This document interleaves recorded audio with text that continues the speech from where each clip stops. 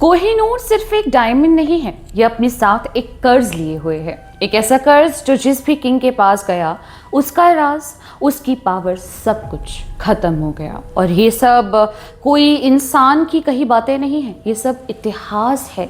ये सब वो बातें हैं जिसका इतिहास गवाह है। तो सवाल ये है कि क्या कोहिनूर वाकई में कर्ज्ड है? ये सारे इंसिडेंट्स महज हिस्ट्री का एक कोइंसिडेंस है? चलिए जानते हैं।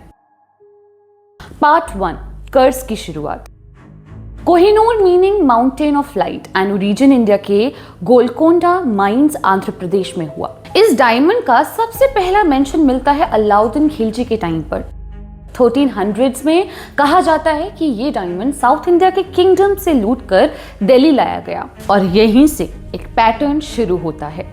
जिसने इसे लिया उसने किसी से छीन कर लिया। इसके साथ एक पुरानी कहानी भी जुड़ी है, जो भी आदमी कोहिनूर पहनेगा वो बर्बाद हो जाएगा। यहाँ सिर्फ एक एक्सेप्शन बताया गया, women can wear it safely but main can not.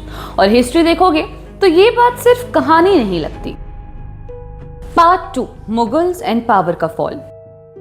1526 में बाबर इंडिया आता है। उसके मेमोयर्स में एक फेमस डायमंड का मेंशन मिलता है और वो था कोहिनूर। ये डायमंड फिर आता है शाहजहां के पास 1628 से 1658 के बीच। उन्होंने इसे अपने पीकॉक थ्रोन में लगवाया, जिसे दुनिया का सबसे लग्जरियस थ्रोन माना जाता है। पर फिर क्या हुआ? उनके ही बेटे औरंगजेब ने उन्हें ओवरथ्रो कर दिया। शाहजहां को आगरा फोर्ट में कैद कर दिया गया। सोचिए, एक एम्परर जिसके पास दुनिया का सबसे पावरफुल डायमंड था, वो अपनी जिंदगी के लास्ट 8 साल कैद में गुजारता है और मुगल एम्पायर धीरे धीरे डिक्लाइन होने लगता है। पार्ट 3, नादिर शाह, लूट एंड ब्रूटल डेथ। 1739 में नादिर शाह ने इंडिया पर अटैक किया, दिल्ली पर कब्जा किया, मैसेकेर हुआ, लूट मची। कोहिनूर उसने मुगल एम्परर से छीन लिया और उसी ने इसका नाम रखा कोहिनूर। पर कुछ ही सालों बाद 1747 में उसकी उसी के खुद के ही जनरल्स ने हत्या कर दी। वो अपने टेंट में ब्रूटली असैसिनेटेड हुआ। डायमंड मिला पर जिंदगी नहीं बची। पार्ट 4, अफगान रूलर्स, बिट्रेयल्स का सिलसिला। नादिर शाह के बाद डायमंड गया अहमद शाह दुर्रानी के पास, फिर उसके डिसिडेंट्स के पास और फिर आया शाह शुजा दुर्रानी के पास। और यहाँ से ट्रेजेडी और गहरी हो जाती है। शाह शुजा को उसकी ही फैमिली ने बिट्रे किया, उसे कैप्चर किया गया, टॉर्चर किया गया, उसकी पावर चली गई, उसे एक्साइल में जीना पड़ा। अपनी फ्रीडम के बदले उसने कोहिनूर देने की डील की। यहाँ भी डायमंड ने पावर बचाई नहीं, बल्कि पावर के लिए सेक्रीफाइस बन गया। और यहाँ से और क्लियर हो गया कि जहाँ कोहिनूर वहाँ बिट्रेल गारंटेड था। पार्ट 5, महाराजा रंजीत सिंह। 1813 में डायमंड आता है महाराजा रंजीत सिंह के पास। उन्होंने इसे अपनी शान बनाया और लाइफ भर प्रोटेक्ट किया। पर उनकी भी 1839 में डेथ हो गई और उसके बाद सिख एम्पायर में केओस शुरू हो गया। एक के बाद एक रूलर्स मर्डर हुए और इंटरनल फाइट्स शुरू हो गए। और सिर्फ 10 साल में ब्रिटिश ने पूरा पंजाब टेक ओवर कर लिया। एक पावरफुल एम्पायर सिस्टम कोलैप्स हो गया।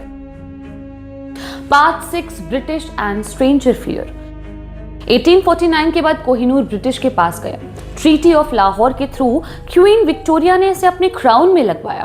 पर यहाँ सबसे इंटरेस्टिंग बात क्या है? ब्रिटिश ने इस कर्ज को सीरियसली लिया।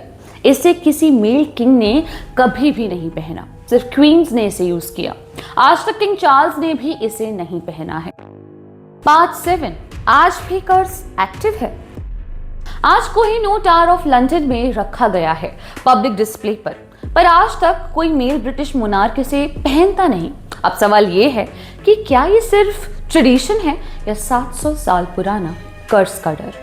तो सच क्या है? क्या ये कर्ज है, कोइंसिडेंस या महज एक साइकोलॉजिकल मिथ? पर हिस्ट्री एक पैटर्न जरूर दिखाती है। Alauddin Khilji, conquest; Shahjahan, imprisonment; Nadir Shah, assassination; Shah Shuja, betrayal और एक्साइल; रंजीत सिंह के बाद एम्पायर कोलैप्स। हर ओनर ने अपना सब कुछ खो दिया और शायद इसीलिए कोहिनूर आज भी किसी किंग के सर पर नहीं है, एक ग्लास के पीछे कैद है। क्योंकि शायद सबको पता है ये डायमंड सिर्फ चमकता नहीं, बर्बादी भी लेकर आता है।